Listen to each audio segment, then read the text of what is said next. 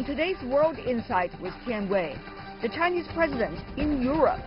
No rivalry, rather new progress in relations. And to boldly go where no one has ever gone before, competition or cooperation in space. A Chinese pioneer has the answer. So it's very natural to collaborate to each other.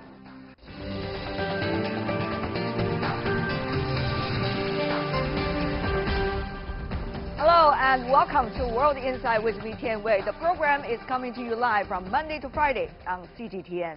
Chinese President Xi Jinping is now on his first overseas trip of the year. His first stop is Rome, then head to Monaco and France from March the 21st to the 26th. Amid rising global economic uncertainty and unilateralism, will cooperation define the relationship between China and the European countries? Take a look. Italy, the first G7 country to officially participate in the Belt and Road Initiative. The news comes ahead of Chinese President Xi Jinping's visit to Europe. For China, it's a new gateway to European markets, and for Italy, it will be a multi-billion-dollar investment. But within Italy, there are concerns of potential debts and repercussions, while Western allies are worried over the influence and power China might gain in the region. Italy's Prime Minister Giuseppe Conte stood firm in playing down concerns. Obviously, the Chinese economy is a huge economy with huge potential, even for Italian companies, and as a government, we believe that joining the BRI is important, also because, as a geographical location, Italy is the natural terminal of the BRI. At the same time, the European Union is asking itself how to better work with a stronger China. The European Commission has published a review of the Union's relations with China, labeling the country as an economic competitor and systemic rival. The EU remains China's largest trading partner, and China is the EU's second largest after the US. While China and the US go on with trade negotiations, the EU may be caught in the middle. As China celebrates the 55th anniversary of diplomatic ties with France this year and the 50th anniversary with Italy next year, President Xi's visit is widely expected to inject new dynamism in relations between China and the EU.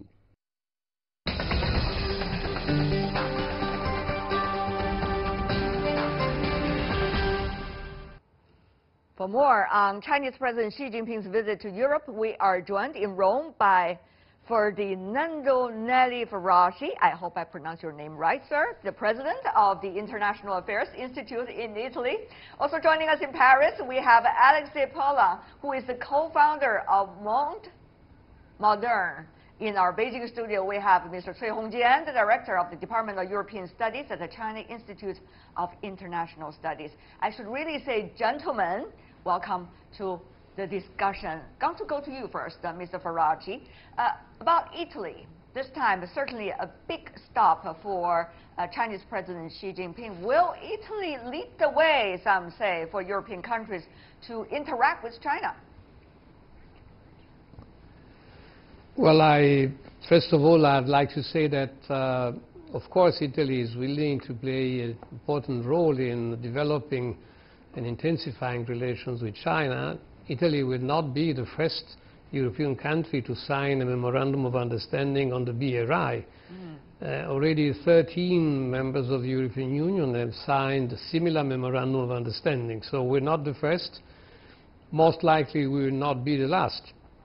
And this is a sign of an interest by the Italian authorities, by the Italian government, by Italy in general, towards this important phenomenon which is China these days. Most likely the first economic global power in a short period of time, and one of the protagonists in the world scene. I see. I really have to say, Mr. Ferracci, I really like the backdrop that you have over there in your studio, certainly showing the beautiful culture of Italy. No wonder many are fascinated about your country. Mr. Polan, let me go to you also. France, another country with a lot of history and a lot to be proud of in Europe. What about France's attitude? There seems to be some difference between what's going on in Rome and in Paris, Mr. Polan. Yeah, it's a different take with France. Very diplomatic, and you are Italy, saying. because A different take. yes, definitely, because there has been some rift between both President Emmanuel Macron and Salvini about the upcoming European elections. So Emmanuel Macron is trying to position himself as the most European, pro-European leader in Europe compared to Matteo Salvini, who has been branding as a populist and a nationalist leader. So of course it's a different approach. And you've seen also this different approach to China or Russia or big neighbors, where Europe is trying to find a middle ground and to be more protectionist as it was before. All this due to the turn that it took, of course, in the US with Donald Trump and being openly protectionist. So now it's the turn to Europe to be more cautious and look at China as a potential partner, but also a very big competitor. Wait a minute, Mr. Poulin. I have to remind you, is there something called Europe, or is there something called European countries and the European Union? Those are very different concepts. So, Mr. Poulin, are you telling me Europe is likely to have a very coordinated approach to China? I have to point that out. Maybe you need some coffee. Go ahead, Mr. Poulin.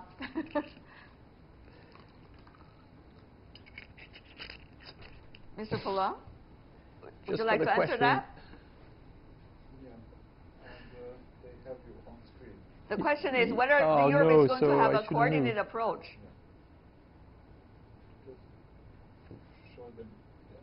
Well, there seems to be some problems over there with the earpiece. So let me go to you, Mr. Cui, in Beijing. You were tentatively listening to your two colleagues, one joining from Paris, the other from Rome. Your takeaway from their comments earlier? I can get a very deep impression about these comments from our Italian and French guests. I think our Italian guests should a little bit cautious about the issue of the MOU of BRI between China and Italy, because he stressed that Italy is not the first European country to sign this kind of document with China. But I would like to say Italy should be the first. Why not?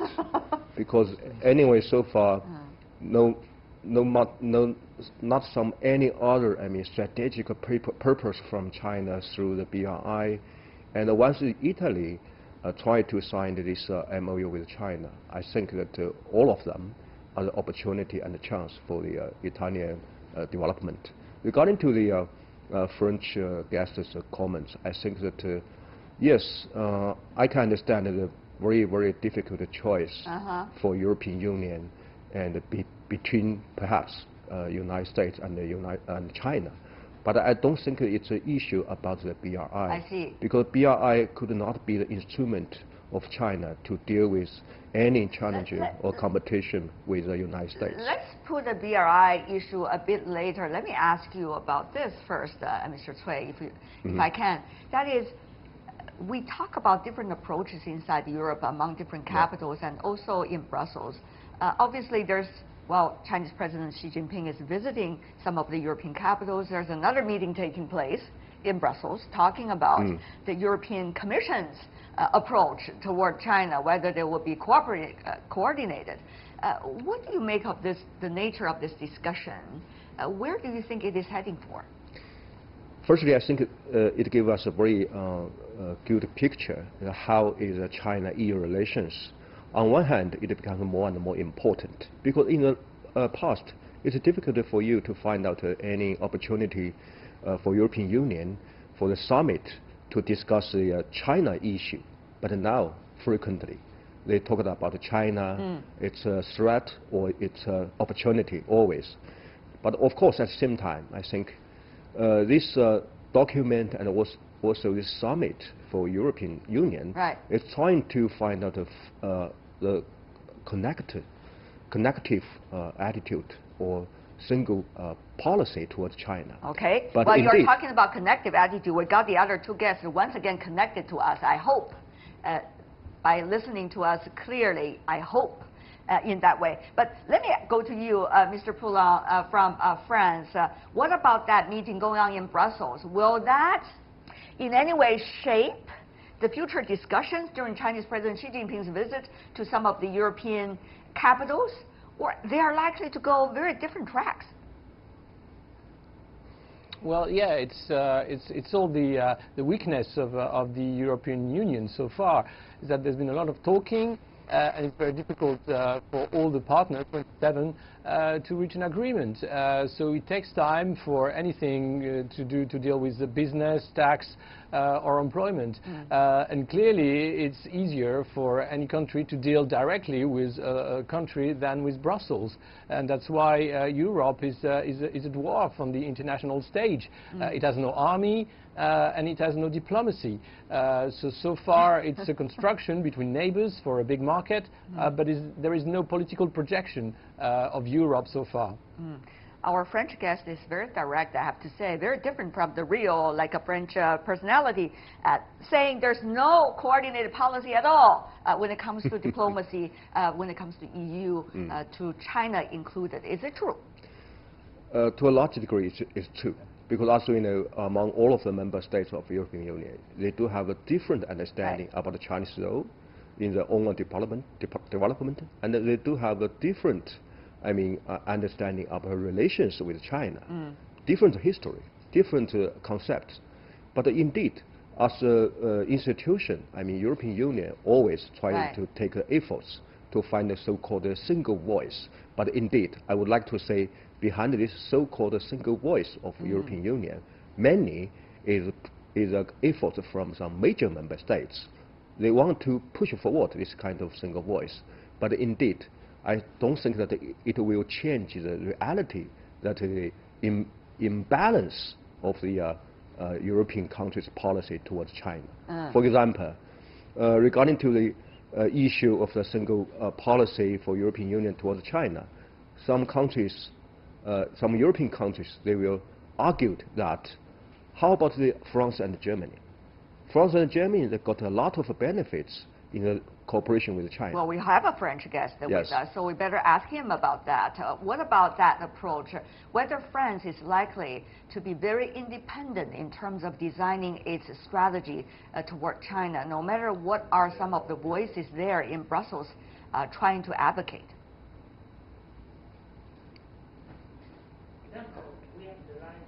Mr. Poulain.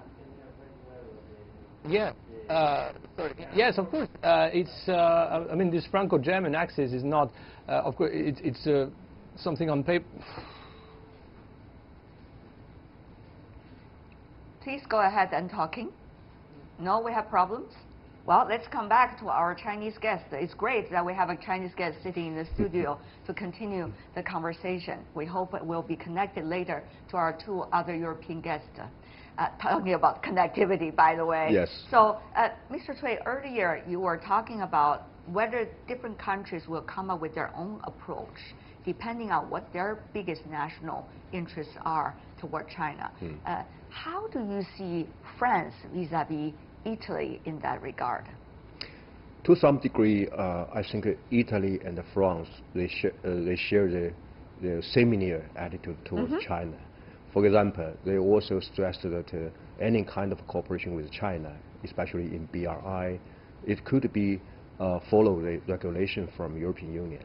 I think it's true, because they are member states of the European Union. They do have the obligation to this organization.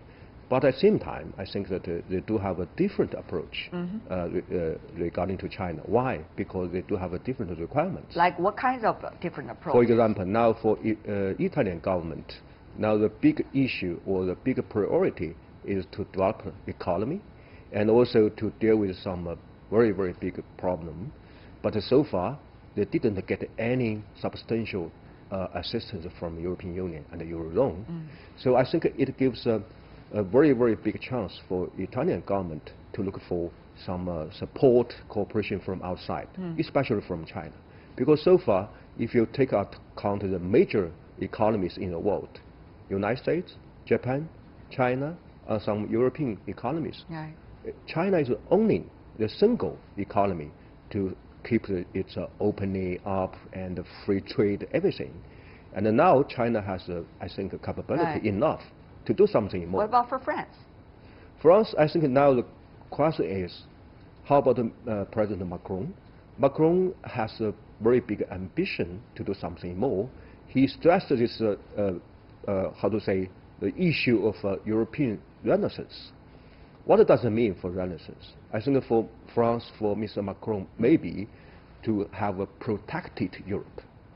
If we look at the recently, change or policy process, now France and Germany, they try to firstly learn something from China. For example, they try to have some new industry policy. Right. They want to have an integrated, industry within European Union to have a more competitiveness with China, like that. So I think now the difference between Italy and France, to a large degree, is from perhaps the leader's personality and also ambition for leaders, and also indeed the real understanding what's the real interests of France and Italy. Now, I hope Mr. Poulan can hear us well. I hope, huh? Thank you for your patience, sir. Yes, I do, sorry. See, there is a lot of things that the two sides can work on. Connectivity is certainly one of those. And confidence building. Thank you for your confidence in continuing this conversation with us, Mr. Poulan. Let me ask you about that. France has big ambition. That's no secret throughout history. Now, when the U.S. is having a very different approach, apparently, toward China, at least for the moment, how will France make its choice? Just a reference before you speak. Earlier, I talked to the former Chinese ambassador to France, who quoted Charles de Gaulle when he was establishing diplomatic relations with China 55 years ago. He was talking about it's the necessity and it's also a reasoning deed to do. So what do you make of current psychology of France now dealing with China? I think, as you said, since de Gaulle, France has been very keen to develop a strong relationship with China, and it was the same under President Chirac about 10 years ago. A lot have changed since then, and within the European construction and within the alignment of France towards the more Atlantic relationship with the US, as was the Second War in Iraq and other positions that our country has taken so far. So I think it's unclear what Emmanuel Macron and what France will do. But one thing is sure is that business community and a lot of political leaders think that a strong link with China is very important for diplomatic reasons, business reasons, and everything. But right now there is a strong push towards a more NATO approach or Atlantist approach in Europe, saying that we should be more prone towards aligning ourselves to the US interest rather than to our own interest, which is the problem right now. So it's different, but we'll see. Clearly there is a dinner on Sunday night in Nice with President Macron and President Xi, and they will discuss, and that shows that there is still this will of having a special relationship between France and China. Right. Mr. Faraci, I was pleasantly informed that you are also connected to us now as well. Mr. Faraci, the question of independence is very important for the European foreign policy. What about that issue, the issue of independence? Will that spirit be held on to in terms of the Europeans' approach, at least Italy's approach to China? Sorry, I had problems in remaining in connection with you. I didn't hear what the Chinese expert said, and I did not understand correctly your question. Could you repeat it again, please? Yes. My question rather is, the Europeans have been advocating the spirit of independence in foreign policy, despite of the Atlantic alliance. Now, is it a time to test? No, it's not. I don't agree with your assumption that Europe is asking for independence was assuming that independence is a must. Europe has, of course, its own autonomy in developing its own foreign policy, taking into consideration the different sensitivities of the various member states, as we have seen in particular when it comes to relations with China. But we also have our fundamentals. One of the fundamentals is the transatlantic relationship. So we have to develop an autonomous international projection and foreign policy while respecting traditional alliances. But this does not imply that Europe as such, and the European Union in particular, and the member states of Europe, could and should develop intensified relations with China. By the way, today and tomorrow, our leaders in Brussels will discuss exactly, among other things, this subject as part of the preparation for the incoming EU-China summit, which will take place on April 9th in Brussels. So I think that yes, of course, we would like to maintain and develop an autonomous international projection, but respecting our traditional alliances. Right. Before we go, I want to have final words from both you, Mr. Faraji, and our Chinese guest. Very briefly, what do you make of the sequence that we are seeing right now? Brussels discussion about coordinated or not China approach, Chinese President Xi Jinping's visit to different capitals inside Europe, then later on followed by the European-China summit. So how will this sequence help us to find the right direction? Mr. Faraji, you want to go first? Briefly. Yes. Well, at least as far as the position of Italy is concerned, I don't see a contradiction between what will be agreed upon during President Xi Jinping's visit in Rome and the idea that the European Union as such could and should have a common positions towards China. Yeah. I have compared carefully the two papers, the Memorandum of Understanding, which will be signed by China and Italy on this occasion, and the document which is being discussed today and tomorrow in Brussels, and I haven't seen fundamental contradictions. There is probably a little more of caution in the European approach than in the Italian one, but there is no fundamental contradiction. I would say there is also coherence and compatibility. And we have 40 seconds left for you, Mr. Cui. I think that even I understand it's difficult for European Union to make some choice, but I don't think that it's a good reason for European side to keep this traditional alliance with the U.S. and then to refuse any kind of cooperation from China. China would be a new alliance in economy, in prosperity, everything with the European Union. And the European capitals as well. Yes. We don't want to forget that layer as well. So for now, I want to thank the three of you gentlemen for joining us. This is a big moment for China and the European countries. We hope both sides will go through that period with pride and also with prosperity. Thank you for Ferdinando Nelly Faraji, Alexis Boulan, and also Cui Hongjian. Really appreciate it, gentlemen, for being with us. And you're watching World Insight with me, Tian Wei. Still to come on our program, to boldly go where no one has gone before. Competition or cooperation in space? A Chinese space pioneer has the answer right after this break. Welcome back. You're still watching World Insight with me, Tian Wei. Half a century ago, Neil Armstrong took one small step for a man on the moon, but a giant leap for mankind. It has been 45 years since a person set foot on the moon. On Monday, NASA announced a plan to put a rover on the moon by the year 2023. It will be a key intermediate step to achieve the goal of landing humans there by the year 2028. Earlier this year, China also made history by landing a rover on the far side of the moon for the very first time. While only one country's name appeared in the headlines, Chinese scientists stressed the fact that the mission involved lots of international cooperation. In the coming years, China is gearing up to send more missions to the moon and maybe even build an international moon village with partners around the world. Earlier, I talked to Wu Ji, the director of the National Space Science Center at the Chinese Academy of Sciences. He said collaboration is in the nature of space science.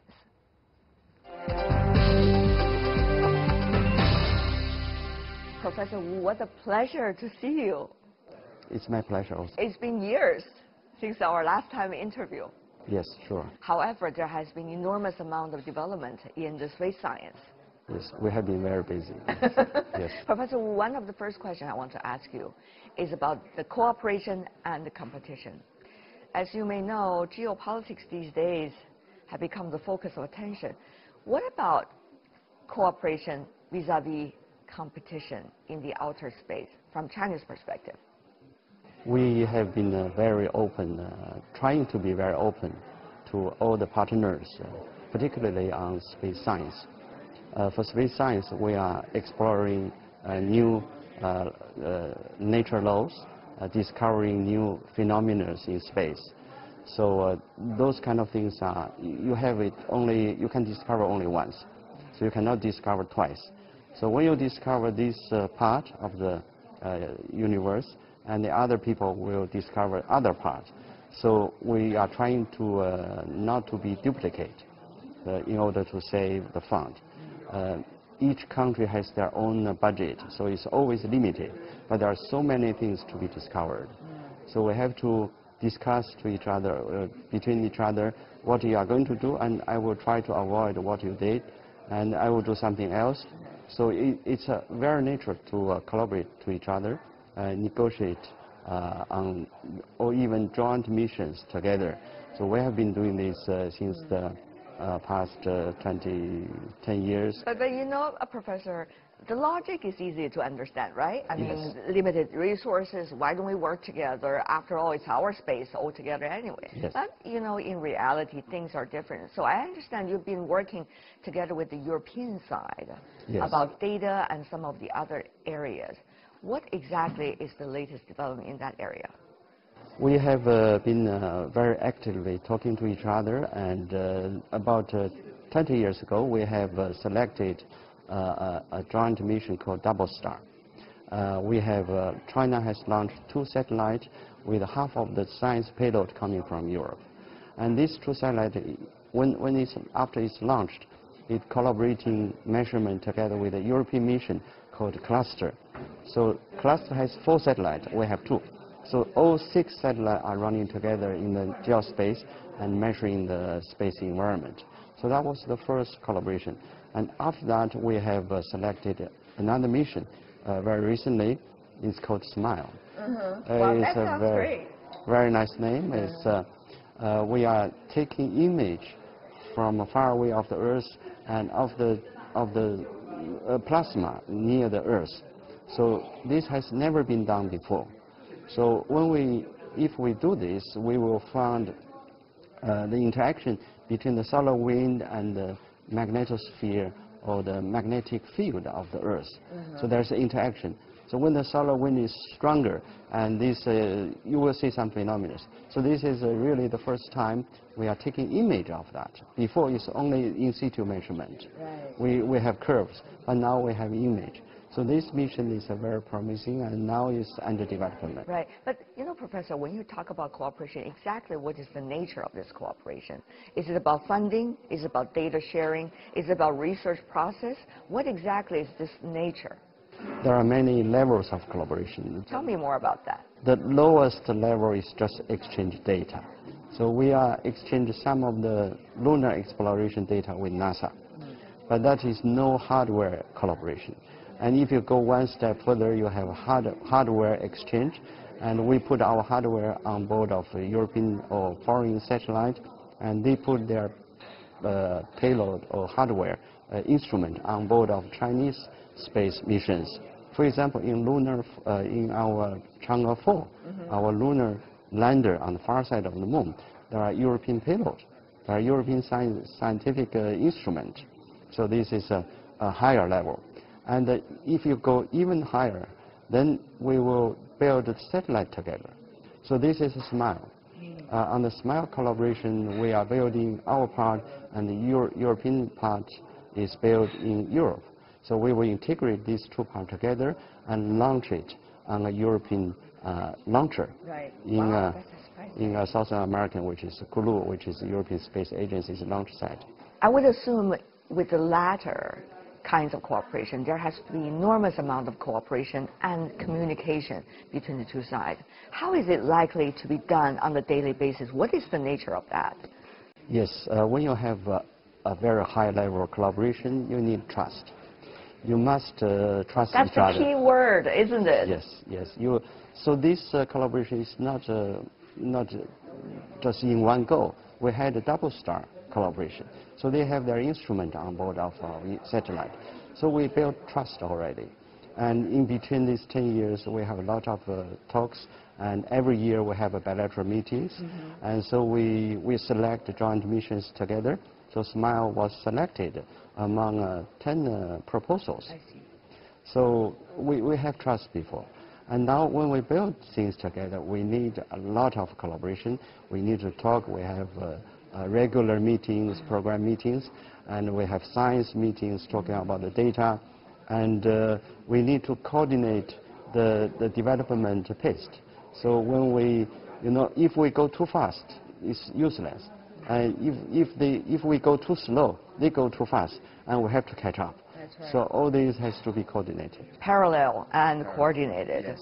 But the question really is, when China and the Europeans are doing pretty well, according to you, what about China and the United States? After all, these are the two largest economies in the world. There is something called geopolitics also, apparently in play between the two countries. Yeah, I'm very sorry to say the current situation is not so good. There's a lot of blocks.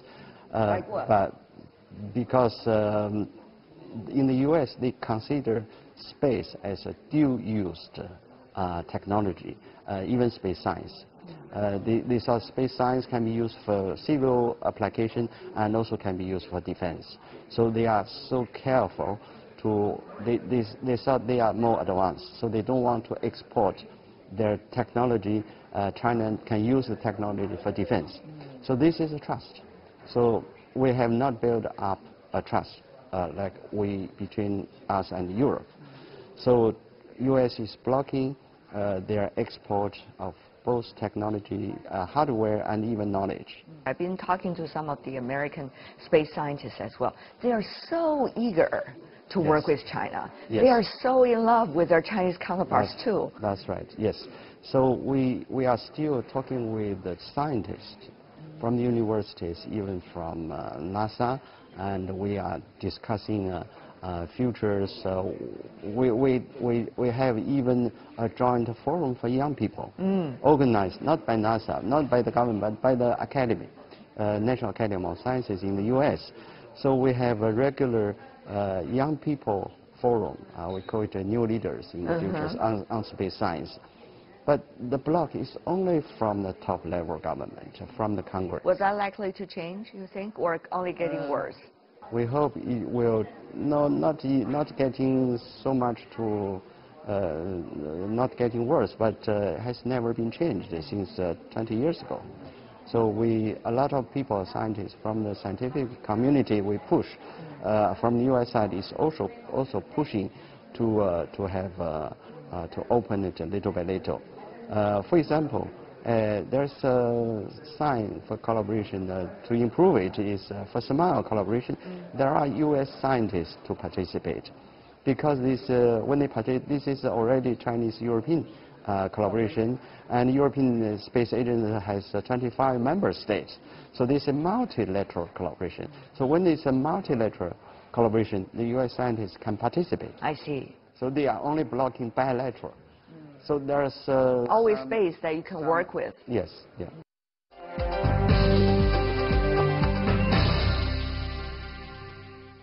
With the uncertainty of China-U.S. relations that we have witnessed over the past 2 years, even the most trusted part of the relationship, for example, trade, has become a challenge. Many people wonder there's likely to be any kinds of Cold War or Cold War-related future for the two countries. Now, for space science, the biggest thing people have in mind immediately is the space competition, or even the space war during the Cold War era. Professor, how do you see that possibility? I don't believe it will go worse. There are some policymakers, they are blocking the trade, even trade between China and the U.S., and I believe it will hurt both sides. The best way to develop yourself is market economy. It's opening up. And this has been demonstrated since the last 200 years. Yes. So if you go back to close up yourself, even you are so advanced countries, you will lose. You will lose the international market. You will lose even exchange of ideas and peoples. And so this is not a good way to go. But you cannot stop certain politicians at this moment. Probably they will use this as a weapon for their political purposes. You never know. But in the future, in long term, this will not be like that. The common sense will prevail. Yes. On the other side, for human beings, outer space is our common asset. We own it all together. All the human beings own together. So when we go outer space, it is so natural to go together and to use it together. So it is a very open area. So I believe for the future in the space, even with considering it can be used for defense, the technology can be used for defense. But you cannot block other people to develop themselves. You never succeed if you want to block them and you develop your own, because of the world is so open and the internet information is exchanged so easy now, and you cannot block them. But people also talk about decouple. If you block yourself with with technically, hardwarely, and you are stopping yourself. So I don't really believe that is the way to go. So you cannot decouple. In China, there's still a lot of debates about state-owned vis-a-vis private development. So how will that debate impact on the new space? Yes, when the new space, the commercial space is coming, it will affect the old space. The old space is the state-owned enterprises.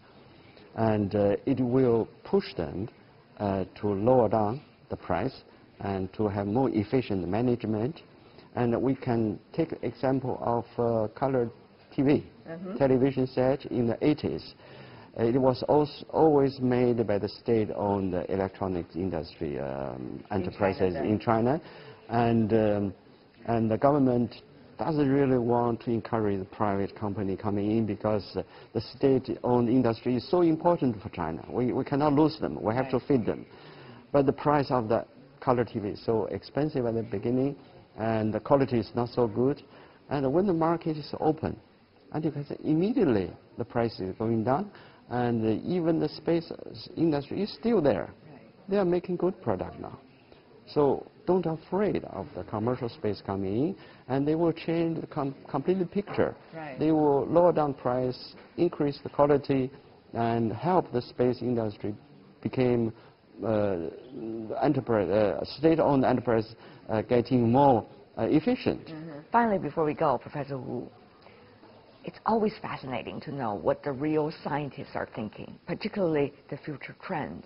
So if I ask you that question, Professor, what would you say? Where shall we focus our attention on for the near future?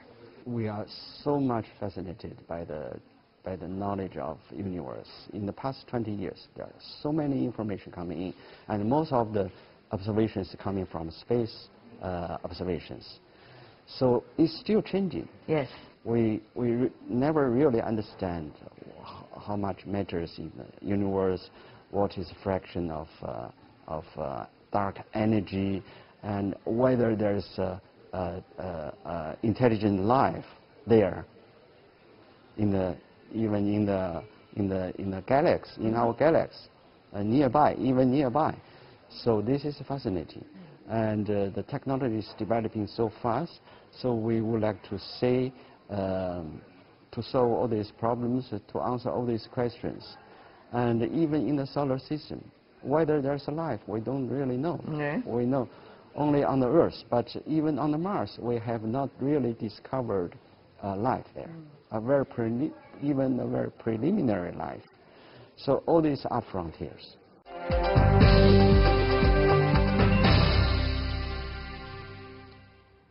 Space pioneer talking about the future agenda and cooperation among countries about space. And that is all the time we have for today. If you'd like to see more, try to find us World Insight CGTN into your search engine or check out our YouTube channel. Also follow us on Twitter, Facebook, and Sina Weibo. From me, Tian Wei, and everyone on the World Insight team, thanks for watching.